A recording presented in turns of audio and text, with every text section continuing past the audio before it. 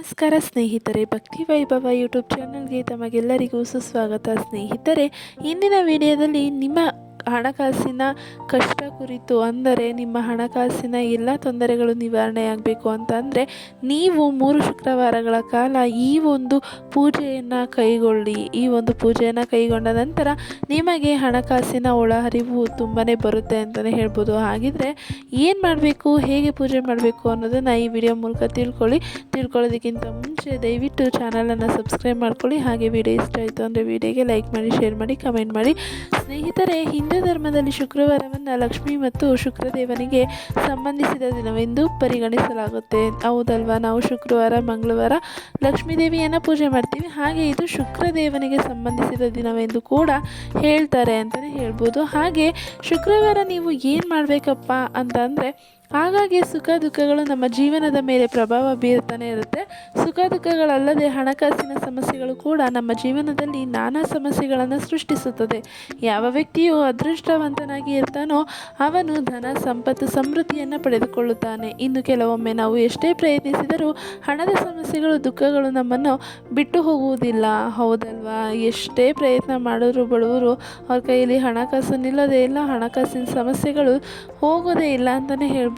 ಅಂತಹ ಸಂದರ್ಭದಲ್ಲಿ ನಾವು ಶಿವ ಮತ್ತು ಲಕ್ಷ್ಮೀ ದೇವಿಯನ್ನು ಪೂಜೆ ಮಾಡಬೇಕಾಗತ್ತೆ. ಅಂದರೆ ನಮ್ಮನ್ನು ಈ ಒಂದು ದುಃಖ, ಕಷ್ಟ, ಕಾರ್ಪಣ್ಯದಿಂದ ಪಾರು ಮಾಡುವಂತಹ ಶಿವ ಮತ್ತು ಲಕ್ಷ್ಮೀ ದೇವಿಯನ್ನು ನಾವು ಪೂಜೆ ಮಾಡಬೇಕಾಗತ್ತೆ. ಹಾಗೆ ಶಿವನಿಗೆ ಮತ್ತು ಲಕ್ಷ್ಮೀ ದೇವಿಗೆ ಸಂಬಂಧಿಸಿದ ವಿವಿಧ ಕೆಲಸಗಳನ್ನು ಕೂಡ ನಾವು ಮಾಡಬೇಕಾಗತ್ತೆ.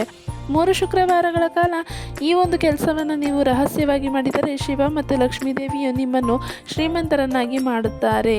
ನೋಡಿದ್ರಲ್ಲ, ನೀವು 3 ಶುಕ್ರವಾರಗಳ ಕಾಲ ಈ ಒಂದು ಕೆಲಸವನ್ನು ಮಾಡಿದ್ರೆ ನಿಮಗೆ ಒಂದು ಶ್ರೀಮಂತರನ್ನಾಗಿ ಮಾಡುವಂತಹ ಒಂದು ದೈವತ್ವ ನಿಮಗೆ ಸಿಗುತ್ತೆ ಅಂತಲೇ ಹೇಳ್ಬೋದು. ಹಾಗೆ ಏನು ಮಾಡಬೇಕಪ್ಪ ಅಂತಂದರೆ, ಮೊದಲನೇದಾಗಿ ಶಿವಲಿಂಗಕ್ಕೆ ಈ 2 ವಸ್ತುಗಳಿಂದ ಅಭಿಷೇಕವನ್ನು ಮಾಡಬೇಕಾಗತ್ತೆ. ಅಂದರೆ ಹಿಂದೂ ಧರ್ಮದಲ್ಲಿ ಶುಕ್ರವಾರವನ್ನು ಲಕ್ಷ್ಮಿ ಮತ್ತು ಶುಕ್ರದೇವನಿಗೆ ಸಂಬಂಧಿಸಿದ ದಿನವೆಂದು ಪರಿಗಣಿಸಲಾಗುತ್ತದೆ. ಈ ಕಾರಣಕ್ಕಾಗಿ ಶುಕ್ರವಾರದ ದಿನದಂದು ಕೂಡ ನಾವು ಶಿವಲಿಂಗವನ್ನು ವಿಶೇಷ ರೀತಿಯಲ್ಲಿ ಪೂಜೆ ಮಾಡಬೇಕಾಗತ್ತೆ. ಅಂದರೆ ಶಿವಲಿಂಗಕ್ಕೆ ಅಭಿಷೇಕವನ್ನು ಮಾಡಬೇಕಾಗತ್ತೆ. ಮೊಸರು ಮತ್ತು ಜೇನುತುಪ್ಪ ಎರಡನ್ನೂ ಶುದ್ಧತೆ ಮತ್ತು ಮಾಧುರ್ಯದ ಸಂಕೇತವೆಂದು ಪರಿಗಣಿಸಲಾಗುತ್ತದೆ ಅಂತಲೇ ಹೇಳ್ಬೋದು. ಇವೆರಡನ್ನು ಒಟ್ಟಿಗೆ ಸೇರಿಸಿ ಶಿವಲಿಂಗಕ್ಕೆ ಅಭಿಷೇಕವನ್ನು ಮಾಡಬೇಕಾಗುತ್ತೆ. ಇದು ಶಿವನನ್ನು ಮೆಚ್ಚಿಸುವುದಲ್ಲದೆ ವ್ಯಕ್ತಿಯ ಜೀವನದಲ್ಲಿ ಸಕಾರಾತ್ಮಕ ಬದಲಾವಣೆಗಳನ್ನು ತಂದುಕೊಡುತ್ತೆ.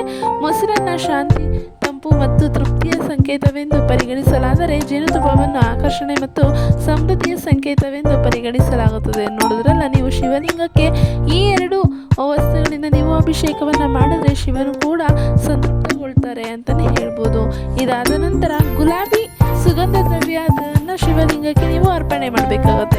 ಮೊಸರು ಮತ್ತು ಜೇನುತುಪ್ಪದಿಂದ ಶಿವಲಿಂಗಕ್ಕೆ ಅಭಿಷೇಕವನ್ನು ಮಾಡಿದ ನಂತರ ಗುಲಾಬಿ ಸುಗಂಧ ದ್ರವ್ಯವನ್ನು ಶಿವಲಿಂಗಕ್ಕೆ ಅರ್ಪಣೆ ಮಾಡಬೇಕಾಗುತ್ತೆ. ಹಾಗೆ ಗುಲಾಬಿ ಹೂಗಳನ್ನು ಪ್ರೀತಿ ಮತ್ತು ಆಕರ್ಷಣೆಯ ಸಂಕೇತವೆಂದು ಪರಿಗಣಿಸಲಾಗಿರುತ್ತೆ. ಇದರ ಸುಗಂಧ ದ್ರವ್ಯವನ್ನು ಅರ್ಪಿಸುವುದರಿಂದ ಪರಿಸರದಲ್ಲಿ ಸುಗಂಧ ಹರಡುತ್ತದೆ ಮತ್ತು ಸಕಾರಾತ್ಮಕ ಶಕ್ತಿ ಕೂಡ ಹೆಚ್ಚಾಗುತ್ತೆ ಅಂತಲೇ ಹೇಳ್ಬೋದು. ಈ ಸುಗಂಧ ದ್ರವ್ಯವು ಲಕ್ಷ್ಮಿಯ ಕೃಪೆಯನ್ನು ನಿಮ್ಮತ್ತ ಆಕರ್ಷಿಸುವಂತೆ ಮಾಡುತ್ತದೆ. ವ್ಯಕ್ತಿಯ ಹಣಕಾಸಿನ ಸ್ಥಿತಿ ಬಲಗೊಳ್ಳುವಂತೆ ಮಾಡುತ್ತದೆ. ನೋಡಿದ್ರಲ್ಲ, ಲಕ್ಷ್ಮೀ ದೇವಿಗೆ ಕೆಂಪು ಹೂಗಳಂದರೆ ತುಂಬಾ ಇಷ್ಟ, ಕೆಂಪು ಕಲರ್ ಅಂದರೆ ಇಷ್ಟ. ಅದಕ್ಕೋಸ್ಕರ ನೀವು ಗುಲಾಬಿ ಮತ್ತಿತರ ಕೆಂಪು ಹೂಗಳನ್ನು ನೀವು ಅರ್ಪಣೆ ಮಾಡಿದ್ರೆ ಲಕ್ಷ್ಮೀ ದೇವಿ ಕೂಡ ಬಲಗೊಳ್ತಾರೆ, ಆಕರ್ಷಿತರಾಗ್ತಾರೆ ಅಂತ ಹೇಳ್ಬೋದು. ಹಾಗೆ ಲಕ್ಷ್ಮಿಯನ್ನು ಆಕರ್ಷಿಸಲು ಶಿವಲಿಂಗಕ್ಕೆ ಹೇಗೆ ಅಭಿಷೇಕ ಮಾಡಬೇಕು ಅಂತ ನೋಡೋಣ. ಸತತವಾಗಿ 3 ಶುಕ್ರವಾರಗಳ ಕಾಲ ಮುಂಜಾನೆ ಸ್ನಾನ ಮಾಡಿ ಶುದ್ಧವಾದ ಬಟ್ಟೆಯನ್ನು ಹಾಕೋಬೇಕಾಗತ್ತೆ. ಇದಾದ ನಂತರ ಶಿವನ ದೇವಸ್ಥಾನಕ್ಕೆ ಭೇಟಿ ನೀಡಿ ಶಿವಲಿಂಗದ ಮೇಲೆ ನೀರನ್ನು ಅರ್ಪಣೆ ಮಾಡಬೇಕಾಗತ್ತೆ.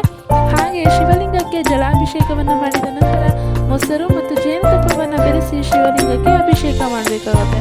ಇದಾದ ನಂತರ ಶಿವಲಿಂಗಕ್ಕೆ ಅಭಿಷೇಕ ಪೂರ್ಣಗೊಂಡ ನಂತರ ಗುಲಾಬಿ ಸುಗಂಧ ದ್ರವ್ಯವನ್ನು ಅರ್ಪಣೆ ಮಾಡಿ ಸಂಕಲ್ಪವನ್ನು ತೆಗೆದುಕೊಂಡ ನಂತರ ನೀವು ಈ ಒಂದು ಕೆಲಸವನ್ನು ಮಾಡಬೇಕಾಗುತ್ತೆ. ಈ ಕೆಲಸವನ್ನು ನೀವು ಯಾರಿಗೂ ಹೇಳದೆ ರಹಸ್ಯವಾಗಿ ಇಡಬೇಕಾಗತ್ತೆ. ಯಾಕೆ ನೀವು ರಹಸ್ಯವಾಗಿರಬೇಕು ಅಂತ ಅಂದರೆ, ನಾವು ಇಂತಹ ಪ್ರಯೋಜನಕಾರಿ ಕೆಲಸವನ್ನು ರಹಸ್ಯವಾಗಿ ಇಟ್ಟಾಗ ಮಾತ್ರ ಅದರ ಬಲವು ನಮಗೆ ದೊರೆಯುತ್ತದೆ. ನೀವು ಈ ಕೆಲಸದ ಬಗ್ಗೆ ಇತರರಿಗೆ ಹೇಳಿದರೆ ಅದು ತನ್ನ ಶಕ್ತಿಯನ್ನು ಕೂಡ ಕಳೆದುಕೊಳ್ಳಬಹುದು. ಈ ಕೆಲಸವನ್ನು ನೀವು ಭಕ್ತಿ ಮತ್ತು ರಹಸ್ಯದಿಂದ ಮಾಡಬೇಕು. ನೀವು ಈ ಕೆಲಸವನ್ನು ಶ್ರದ್ಧಾಭಕ್ತಿಯಿಂದ ಮಾಡಿದ್ದೀರಿ ಎಂದಾದರೆ ನಿಮ್ಮ ಹಣಕಾಸಿನ ಸಮಸ್ಯೆಗಳು ಕ್ರಮೇಣವಾಗಿ ಕಡಿಮೆಯಾಗುತ್ತಿರೋದನ್ನು ನೀವು ಗಮನಿಸಬಹುದು ಅಂತಲೇ ಹೇಳ್ತಿದ್ದಾರೆ.